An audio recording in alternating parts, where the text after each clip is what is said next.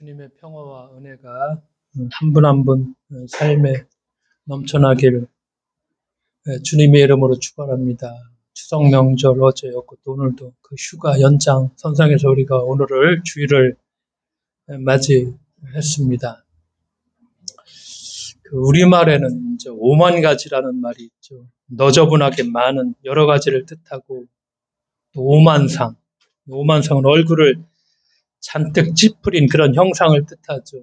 또 오만 소리는 수다하게 짓거리는 구구한 그런 소리를 뜻합니다. 그래서 인지과학자들은 사람은 하루에 5만 가지 생각을 한다. 이런 어떤 실험 그 결과를 얘기하면서 그렇구나.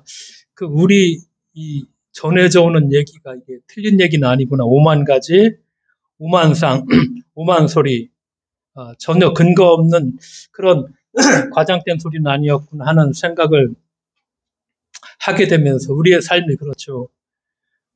하루라는 24시간, 잠자는 시간 빼놓으면은 그래도 한 16시간 잠들기 전까지도 하루에도 몇 번씩 희망과 절망 사이를 오고 가고 감사와 어떤 분노 사이를 오고 가는 것이 우리의 삶인가 이런 생각을 하게 되고 우리가 한가위 추석 명절 즐거웠다고 하지만 그러나 한 분 한 분들은 그 하루에도 그 즐거웠던 추석 명절 하루에도 희망과 절망 사이를 오고 갔을 것이고 또 감사와 분노 사이를 오고 갔을 것입니다. 그렇지만 이제 우리는 대부분의 우리 감정을 많이 숨기고 살죠. 어른들만 꼭 그런 건 아니고 애나 청년 이렇게 약간 연령대 구분 없이 보통 이렇게 감정을 좀 숨기고 산다는 거. 이제 누군가가 내게 잘못을 저질러도 그렇게 큰 잘못이 아니면은 불편한 내색을 하지 않으려고 하고 괜찮아. 사실 이렇게 말할 때가 많죠. 그러니까 이제 그 사람이 무안할까봐 하는 말이거나 자신이 어떤 속 좁은 사람으로 비춰질까봐 지레하는 말일 것이고 사실은 괜찮아, 진심 있는 그런 이야기는 아닐 것입니다. 그래서 문화를 연구하는 사람들은 서양은 법이 지배하는 사회이고 동양은 관계가 지배하는 사회라고 그렇게 말들을 합니다. 읽어보고 그렇겠구나 하는 그런 뭐라고 할까 고개를 끄덕인 적이 있는데 우리의 삶에 있어서는 객관적이고 합리적인 태도를 우리가 얘기하면은 좀 인정머리가 없는 것이라고 생각하는 그런 경향이 우리 삶에 좀 많이 있죠. 이건 아닌데 하면서도 자기가 맺고 있는 관계의 그물망을 벗어날 수가 없어서 때때로 어떤 때 많은 사람들이 불합리하고 부정한 그런 일을 저지를 때도 많이 있죠. 단호하게 끊어야 되고 태도가 필요한데도 내가 그렇게 하면은 내가 맡고 있는 이 관계의 그늘망 속에서 내가 빠져나가고 거기에서 내가 도태된다는 거 이런 생각을 하게 되니까 그냥 어쩔 수 없이 우리가 그런 일을 가담할 때도 많이 있죠. 왜냐하면은 이 사람의 관계라는 것이 삶이라는 것이 모든 것이 이 관계 속에서 이제 형성되어지고 관계 속에서 진행되어지고 이 관계가 가장 중요하다는 얘기죠. 그냥 혼자 살 수 없으니까 우리는 더불어 살아야 되고 누군가와 혼자 이 시대에 살아가는 사람은 없죠. 누군가와 꼭 관계를 다 맺고 살고 있죠. 이제 나는 내가 맺고 있는 관계를 통해서만 어떤 의미에서는 나라는 존재를 실현할 수가 있죠. 그러니까 우리에게 저절로 주어진 관계, 엄마, 아버지, 자식, 친척, 이런 저절로 주어진 관계가 있고, 또 우리가 선택하는 그런 관계가 있죠. 그러니까 이제 그런 관계를 좀 더 아름답게 갖고 갈 줄 아는 사람, 이런 사람들이 우리는 또 성숙한 사람이라 이렇게 얘기할 수도 있죠. 사실 추석이라는 것도 이제 나와 관계를 맺고 아주 가까운 친족들이죠. 그렇게 모이지만은 때때로 보면은 참 이 추석날 싸우는 사람들도 많죠. 그것도 싸움도 쉬운 싸움이 아니라 막 깨부시고 어떤 때는 살인까지 나고 참 많이 있었으면 지금도 하여간 사람이 모이기만 하면은 어쨌든지 간에 또 이해관계가 있기 때문에 이런 관계 때문에 뭐 행복하자고 모였는데 틀어져 버리고 싸우고 각자 뿔뿔이 헤어져 버리고 이런 사실, 이런 경험들을 뭐 저도 경험했고 우리가 가끔씩 경험을 합니다. 우리 삶에서. 우리는 가족과 친구들, 뭐 친척들, 직장 동료들, 뭐 동호회 또 회원들도 있고 지역사회 주민들, 우리가 교회 공동체의 구성원들. 그러니까 이렇게 내가 어떤 관계를 맺고 사는가에 따라서 우리 삶의 질이 결정될 수도 있다. 이런 말입니다. 근데 이제 우리가 여기서 조금 더 생각해 볼 것이 하나 있는데, 그건 뭐냐? 그럼 예수를 믿는다는 거. 우리가 신앙 고백을 하죠? 우리가 그리스도인이라고 얘기합니다. 그러면은 예수를 믿는다는 것은 이렇게 내가 관계를 맺고 있는 그 관계의 중심에 예수님을 모신다는 이런 의미입니다. 그게 바로 우리가 예수를 믿는다는 고백이죠. 그래서 한 20, 30년 전에 나왔었나? 그 유명한 책 중에 하나가 그 찰스 셀던의 예수라면 어떻게 할 것인가 뭐 읽어보신 분들도 있겠고 하여간 이 책을 한 20, 30년 전에 나왔었나 지금은 고전적인 책이 됐는데 참 많이 읽었죠. 그러니까 주님을 삶의 한복판에 모시고 살아가는 방법을 가르쳐주는 책인데 우리가 살아가면서 삶은 끊임없는 선택입니다. 그렇죠? 선택이라는 것은 다른 가능성을 포기하는 것을 의미합니다. 그러기 때문에 우리는 좀 사력 있게 우리의 길을 선택해야 될 것이고, 그렇죠? 우리가 뭐 기분 내키는 대로 우리의 삶을 선택할 수가 없죠? 특히나 마음속에 갈등을 일으키는 그런 사안, 우리가 살아가면서 경험하게 되죠? 이 마음속에 갈등을 일으키는 이런 사안에 대해서는 우리가 물어봐야 됩니다. 어떻게? 이 사안에 대해서라면은 아까 뭐 찰스 셀던의 말처럼 지금 이 상황이라면은 예수님은 어떻게 하실 것인가 물어봐야 됩니다. 여기에 답이 있죠. 좀 곤란한 상황이죠. 막 이것도 저것도 막 어떤 걸 선택해드려도 내가 좀 불편한 어떤 그런 갈등. 그렇죠? 그렇지만 이 상황 속에서 우리가 정말 고요하게 이런 상황이라면은 내 판단이 아니라 우리가 예수님을 떠올리면서 예수님이라면 어떻게 할 것인가를 물어야 될 것이고 우리가 믿는 예수님은 교리에 묶여있는 그냥 그런 예수님이 아니죠. 나를 자유롭게 하시죠. 나를 자유롭게 하시는 예수님이라면 이런 상황에 어떻게 하실 것인가 물어보고 중심을 잡아야 됩니다. 왜냐? 그래야지 우리가 삶의 길을 잃어버리지 않을 수 있다는 것입니다. 그렇지 않으면 길을 한번 잃어버리면 우리는 정말 그냥 걷잡을 수 없이 방황을 하게 되고, 그렇죠? 되는 대로 살게 되죠? 우리가, 어떤 그런 선택들, 우리 삶의 중심의 길을 우리가 분명히 잡고 오늘의 우리의 삶을 살아가야 된다는 것. 이런 생각을 더불어 하면서 한가하게 되면은 밥상에 딱 둘러 앉아서 우리가 밥을 먹죠? 밥상에 둘러 앉아서 밥을 먹으면서 또 하나 생각한 것이 한국 교회의 전통 가운데 이 성미를 모으는 관습이 있습니다. 교회 생활을 좀 오래 하신 나이가 들으신 분들은 다 이 성미가 어떤 것인지 알고 있을 것이죠. 오늘날 도시의 교인들은 이 성미가 다 사라졌죠. 지금도 농촌에서는 계속해서 이 성미를 뜨죠. 성미를 이제 교회에다 갖다 놓죠. 그러니까 밥을 할 때마다 별도의 단지에 쌀을 한 숟가락씩 모아가지고서 주일 예배 때 그걸 가지고 이제 교회에 갔다가 하나님께 드린다는 마음으로 그걸 교회에 갖다 드리죠. 그렇게 하나님께 드려진 쌀은 교회의 어떤 공동 식사용으로 또 많은 것들이 이제 목회자의 어떤 양식으로 제공을 했습니다. 근데 이제 이 성미의 전통을 보면은 이건 기독교 고유의 그런 전통은 결코 아니죠. 우리 민족의 고유한 관습 가운데 하나입니다. 집을 지키는 신이 있죠. 성주신. 집을 지키는 신에게 드리기 위해 마련된 성주단지 또는 신주단지라고 얘기하죠. 거기에다가 쌀을 모으던 그런 전통에서 유래를 했죠. 그 단지에 쌀 한 숟가락 넣으면서 그 어머니가 가족의 평화를 빌었던 것이죠. 근데 이제 예수를 믿게 되니까 예수 믿는 그 가정에서 그 단지, 성주단지, 신주단지에 십자가를 그리고 그리고 이름도 이제 성주단지, 신주단지가 아니라 주단지로 바꾸어 계속해서 지속한 관습이 성미의 전통입니다. 근데 이제 어머니들이 그렇게 쌀을 모을 적에 가족의 평안을 빌면서 이제 그저 가족의 평안을 빌면서 이제 지성을 드리면서 이렇게 바친 게 성미죠.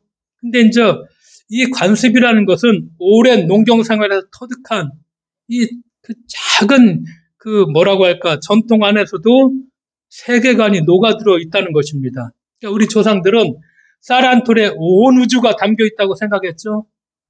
하늘과 땅과 사람, 천지인이라고 해서 하늘에 햇볕이 있고 땅에 자양분이 있고 사람의 정성이 담겨가지고서 밥상에 오르는 것이 밥이죠. 그러니까 그 쌀을 따로 떼어 성미로 바친다는 것은 그 온 우주를 나 혼자 또는 우리 가족만이 독식하지 않겠다는 그런 태도의 표현 하나가 이 성미입니다. 그 쌀에 베인 하늘과 땅의 은혜, 그렇죠. 그리고 모든 사람의 땀을 기억하는 그런 행동이죠. 그런 행위죠, 또. 그러니까 매일 오르는 쌀뿐만 아니라 그 어떤 소산이든 내가 독식해서는 안 된다는 그런 정신의 표현이기도 합니다. 뭐 잘 알고 있죠. 밥이 어떻게 만들어지고 생산되는가. 밥은 어떤 경우에 있어서도 혼자 생산할 수 없죠. 농사라는 건 반드시 협동해서 옛날에 다 그렇게 생산하게끔 되어 있었죠. 혼자서가 아니라 여럿이 협동해서 생산한 것이라면은 당연히 소비도 그렇게 해야 되는 것이죠. 그래서 밥은 어디? 밥상에서 먹는 것입니다. 밥상이라고 하는 것은 여럿이 둘러앉아서 먹는 공동체 생활을 말하죠. 그래서 우리가 때때로 어머니들이 혼자 먹으면 어떻게 밥맛이 없다고 합니다. 야, 혼자 어떻게 밥 먹냐? 혼자 밥맛 없다.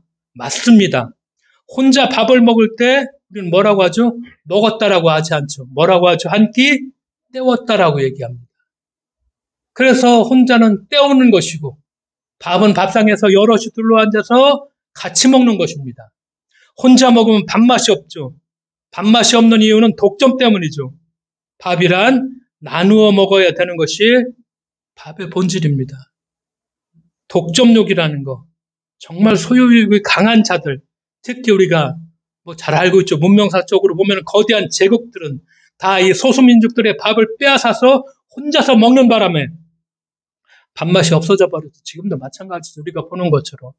뭐 우크라이나 전쟁도 마찬가지고 미국과 어떤 뭐 중국의 패권 전쟁도 마찬가지고 다 내가 빼앗겠다는 것이 내가 지배하겠다는 그런 것들이 지금도 뭐 형태만 좀 다르게 지금도 우리 삶에 나타나고 있죠. 밥맛이 없어졌다는 것. 이건 살맛이 없어졌다는 것입니다. 밥맛 없으면 살맛 없습니다. 우리가 생각해 보면 그렇죠. 우리 세대 요즘 우리 세대가 정말 밥맛이 없는 세대가 됐나? 예전에 비해서 배는 부르죠. 살맛이 안 난다고들 하죠. 배는 부르는데 살맛이 안 난다. 왜? 나누는 것이 아니라 서로 자기 것으로 어떻게든 움켜쥐려고 하는 사유와 내 것. 그렇죠. 그리고 서로 빼앗는 경쟁. 남의 걸 내가 빼앗아야 된다는 그런 경쟁을 기본으로 하는 우리가 말하는 소위 정글 자본주의죠. 독식이죠. 여러 사람 걸 내가 빼앗아 내가 많이 갖겠다는. 그러니까 밥맛이 없는 사회가 돼버렸고 살맛이 안 나는 황폐한 그런 사회가 돼버렸죠. 그러니까 우리가 살면서 저만 알고 남은 생각하지 않는 사람 뭐라고 하죠? 에잇, 밥맛이야. 그렇습니다. 저만 알고 전혀 남 생각하지 않는 에잇, 저 밥맛이야. 이렇게 말을 합니다. 정말 밥맛이 없다는 것이죠. 혼자서 먹으려 하니까 밥맛이 날 수가 없죠. 우리가 그런 사람들 보면 정말 살맛도 안 나죠. 예배도 마찬가지입니다. 예배는 무엇일까요? 우리가 하나님께 드리죠. 하나님만을 향하는 것은 아닙니다. 예배는 더불어 먹고 나누는 것입니다. 구약시대 제사였었죠. 제사 드린 다음에 어떻게 했습니까? 오늘 본문에도 보니까 같이 나누어 먹었습니다. 초대교회의 가장 중요한 것이 밥상이었습니다. 공동의 식사였다는 것이죠. 끝나면은. 그러니까 우리가 번제라는 거 잘 알고 있죠. 구약시대 때 뭐 큰 제사가 세 가지가 있죠. 짐승을 태워서 통째로 제물로 바치는 죄가, 우리 죄를 태우는 죄가 번제죠. 화목제. 하나님께 동물을 제물로 바쳐서 하나님과 사람과의 관계를 화목하게 하려고 행했던 그런 제사, 화목제. 그 다음에 거제, 높이 들어 바치는 제사. 이것은 수확을 마친 곡물로 감사드리는 제사였었죠. 근데 하나님께 제물만 바치고 끝났나요? 그게 아니죠. 그 제물을 바치는 자가 함께 그 제물을 누리도록 해라. 신명기에서 12장 7절에서부터 레위기도 마찬가지인데 그 앞에서 먹도록 하라. 그렇게 말씀하시죠. 제사죠. 지금은 이걸 예배라고 표현하죠. 반드시 이것이 공동의 식사로 같이 나누는 식사로 이어졌다는 것이죠. 이것이 제사와 예배의 본질이었죠. 그러니까 제사를 드리면서 오늘도 신명기 마지막 절에 하나님 앞에서 먹고 즐거워하라 이렇게 말씀합니다. 모두 함께 나누고 즐거워하라. 그래서 레위인들과 거기에 외국 사람 고아와 과부 같이 먹어라. 이렇게 말씀하죠. 예배의 본질이죠. 선교가 무엇인가? 뭐 다른 게 있겠습니까? 뭐 거창하게 복음을 전한다 얘기하지 않더라도 우리식으로 말한다면은 밥상을 차리는 것입니다. 선교는. 그래서 어려운 이웃들, 교우들과 같이 밥상을 같이 하는 것. 이게 바로 선교죠. 교회는 무엇입니까? 우리 교회는 그래서 밥상 공동체입니다. 거룩한 밥상이죠. 함께 밥상을 우리가 마주하며, 저도 잘 못하는데 빨리 먹는다고 맨날 영상일 권사님한테 좀 한마디 듣는데 진짜 안부도 물어보고 도란도란 이야기도 하고 어떻게 지내셨냐, 누가 아프지는 않았냐, 힘들지는 않았냐, 그것이 다 공감하면서 가지. 이게 밥상 공동체죠. 그냥 막 저부터 바꿔야 되는데 빨리 먹느라고 그저 빨리 먹는 데만 치중을 했죠. 왜? 어렸을 적에 워낙 배가 고팠으니까 먹어야 된다는 것 때문에. 그런데 그러지 말라는 것이죠. 밥상 공동체라는 건 밥을 같이 먹으면서 같이 물어보고 관심도 표현해주고 지냈느냐 확인도 좀 해보면서 그렇게 이런저런 이야기를 하면서 또 좀 더 나아가 나 자신이 진짜 밥이 되어준다는 거. 예수님께서 우리를 위해서 다 내어주다 밥이 되어주셨죠.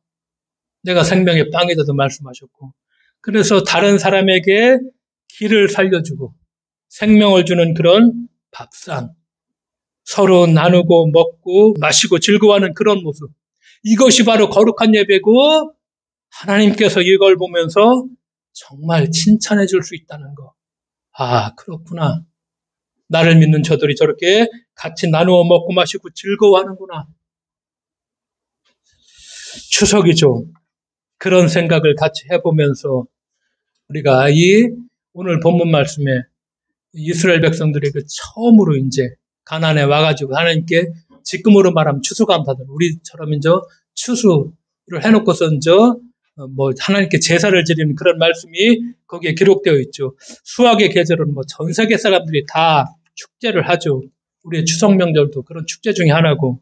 그러니까 이스라엘 백성들이 이제 가나안에 정착하고 가나안 땅에도 밀과 보리추수, 포도와 여러 과일의 수확을 기뻐하며 축제를 여는 그런 추수감사 절기가 당연히 있었고, 애굽에서 나와 광야를 지나고 약속의 땅에 이른 이스라엘 백성들은 원래 가나안에 있었던 각종 절기를 따라서 축제를 열었습니다. 그러니까 이스라엘의 독창적인 이런 축제가 아니라 가나안에 있었던 그런 절기를 우리식으로 말하면 토착화시켰다. 이스라엘식으로 만들었다는 것이죠. 그래서 우리는 성경에 3대 절기 잘 아시죠? 6월절, 7.7절, 초막절. 이건 이스라엘의 고유 절기가 아니라 가나안에 있었던 그런 절기를 그들이 자기네 식으로 뭐라고 할까? 다시 독창적으로 모방을 했다고 할까? 바로 그런 절기입니다. 보리추수, 가나안에 보리추수가 있죠. 보리추수 축제. 이것은 애굽에서 우리를 구원해 주신 하나님을 기억하는 6월절로 바로 지킨 것입니다. 또 하나 밀추수의 축제는 시내산에서 하나님의 계명을 받은 것을 기억하는 7.7절로 지켰고, 포도와 과일 수확의 축제는 광야에서 만나와 메추라기로 먹이시며 구름 기둥과 불 기둥으로 인도하셨던 하나님께서 그래서 감사드리는 초막절로 지켰습니다. 이 세 가지 절기가 다 가나안의 절기를 이스라엘식으로 만든 절기라는 말씀이죠. 고대 근동의 축제들이 다 풍성한 수확을 하죠. 그럼 즐기죠. 여기에 중점을 두었죠. 그런데 성경은 조금 다르게 그런 축제를 같이 즐기면서 제일 먼저 무엇을 합니까? 아, 우리의 창조주가 하나님이시구나. 창조주 하나님을 먼저 기리죠. 그 다음에 자신들을 지켜주신 것에 대해서 감사를 드립니다. 그 다음에 앞으로 내가 또 계명에 따라 하나님이 주신 말씀에 따라 살겠습니다 하고 이렇게 약속으로 축제 때 이어졌습니다. 이것이 고대 근동의 추수 축제와 조금 이스라엘의 뭐라고 할까 좀 다른 면들이죠. 그리고 본문 신명기 아까 26장 5절을 읽었죠. 이스라엘 백성들이 추수감사절 때 제사를 드리면서 하나님께 드렸던 신앙 고백 중에 하나가 뭐라고 그들이 고백을 합니까? 내 조상은 떠돌아다니면서 사는 아람 사람으로서 몇 안 되는 사람들을 그런 사람들을 거느리고 이집트로 내려가서 거기에서 몸 붙여 살았습니다. 가나안에 정착한 이스라엘 민족은 자신들의 정체성에 대해서 명확하게 인식합니다. 우리처럼 어디 단군에 자서 희한하게 탄생했다는 것도 아니고 우리가 어떤 사람이냐? 떠돌아다녔던 지금 아람 사람들의 주로 아람 사람들은 다 시리아 민족이 다 같이 아람 사람입니다. 그런데 그 아람 사람 중에서 일부가 자신들이었다는 것입니다. 자기들의 정체성을 먼저 고백하죠. 우리가 그런 사람들이었습니다. 우리는 대제국의 지배층이 또 아니었고 문명 국가의 어떤 교양인들도 아니었습니다. 그들이 뭐였죠? 떠돌아다니는 어떤 떠돌이였고 이집트에서 몸 붙여 살던 하층민들이었습니다. 이렇게 고백합니다. 이것이 우리의 정체성이라는 것이죠. 그런데 하나님의 구원하심으로 우리가 가나안에 정착하였습니다. 그리고 하나님 앞에 나와서 첫 소산물을 드리고 감사를 드리고 자신의 뿌리를 살펴보죠. 우리가 이런 뿌리를 갖고 있었습니다. 지난날에 이렇게 아프고 부끄러운 역사가 반복되지 않도록 마음을 다잡는 그런 역할을 하죠. 그러면서 이들의 정체성, 떠돌아다니며 사는 아람 사람이라고 자신들의 정체성을 새기죠. 그렇기 때문에 우리가 예수를 믿는다면, 우리가 하나님을 믿죠. 그렇다면은 우리도 여기서 기억해야 될 것이 있습니다. 유대인과 그 다음에 유대의 신앙이 우리가 그 신앙을 이어봤죠. 기독교 신앙의 전통은 저번 주에 하나 말씀드리는 것이 있죠. 보는 것이 아니라 어떻게 하는 것이다? 듣는 것이다. 그 다음에 또 하나의 신앙이 한 곳에 머물러 안정을 추구하는 것이 아니라는 것입니다. 늘 새로운 것을 향해 떠나는 떠돌이의 삶, 나그네의 삶이 우리의 정체성이라는 것입니다. 그런데 이 떠돌이의 삶이, 이 나그네의 삶이 어떤 곳에 정착을 하게 되죠. 그래서 제도화가 되고 조직화가 되죠. 그러면 뭐가 일어나죠? 이건 타락할 수뿐이 없죠.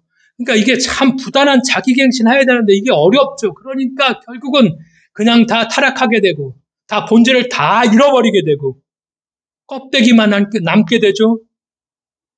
공동체가 한 곳에 머물러 있으면 어떻게 되죠? 계급이 생깁니다. 그리고 지배하는 자와 지배받는 자가 생기기 마련이죠. 그러니까 우리는 머물러 안주하지 말아야 되죠. 우리의 정체성을 우리가 분명하게 인식해야 된다는 거. 우리의 정체성을 자꾸 잃어버리지 말고 제도화시키고 조직화시키고 여기에 빠져 있으면은 우리는 본질을 어떤 때 잃어버리게 되죠. 그래서 우리는 늘 우리의 정체성이 나그네구나. 우리의 정체성이 늘 우리가 한 곳에 머물러 있는 사람들은 아니구나. 잊지 말아야 될 것이고 그것을 먼저 말씀하고 있죠. 추수감사절 예배를 드리고 이들이 그리고 우리가 추석 명절을 지내면서 또 하나 이들이 했던 것 중에 우리의 신앙의 삶 중에서 하나가 같이 나누었다는 것이죠. 그러니까 주님께서도 말씀하셨죠. 내가 결국 나누어 주려고 오셨죠. 다 우리들한테 주셨죠. 초대교회를 우리가 봅시다. 초대교회를 보면은 주님의 이 가르침을 우리가 실천하기 위해서 교회 내에서 이제 사람들이 가정교회 자꾸 늘어나게 되니까 어려운 사람들이 생기죠. 고아가 생기고 과부가 있고 도움이 필요한 사람들이 자꾸 생겨나니까 사도들이 그 일을 할 수 없으니까 그러니까 그 분배의 역할, 나누어주는 역할을 잘 할 수 있도록 몇을 세우죠? 7명을 세웁니다. 그 사람들이 누구죠? 집사입니다.